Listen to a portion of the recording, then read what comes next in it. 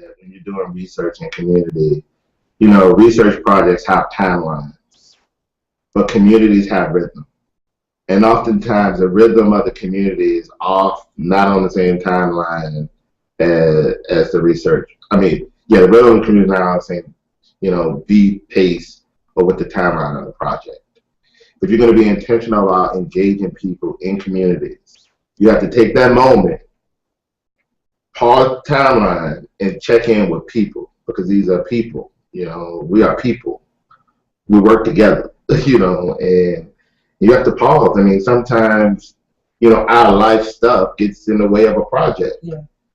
And we can't sacrifice our relationships and what's going on with our family because of a project, but we also know that we got a job to do too as well. So there's a delicate balance there too. And you got to build in time and you got to build in space for life. If you want to do, because I wanted to say this earlier, sometimes making the space for the things that come up that are not on the agenda is something that's going to lead you to your research trajectory. So for example, for us, we had completed a community needs assessment, and we had explicit priorities, and we developed action plans based on each of those priorities, and we were kind of coming to the table looking at different RFAs and RFPs and, you know, opportunities that may fit with those action plans. But one of the things that kept on coming up is one of the communities where we work was planned for redevelopment. And we kept having team members come to the table saying, I don't know what's going on.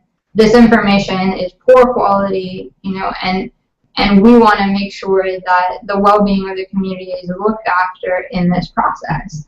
And it was being open to getting off the agenda a little bit and really listening to the big concerns that were coming to the table that drove us to get some funding to address that priority area. So we got funding from the Krisky Foundation to look at evidence-based practices to support residents through a redevelopment process, and partner with other research institutions to look at that and engage the service provider community, and more funding to engage residents to make sure that resident leadership capacity was built in that process. And that was off agenda. I mean, if we hadn't allowed the space for people to really come to the table and say, there's something that is really affecting my community right now that is a big concern for me, and if we're going to partner, it's important that you know that this is going on and that you let me know that you care about this. And we did care about it because it was, you know, something that our partner cared about. And I think that it's been a really fruitful research trajectory for us to follow.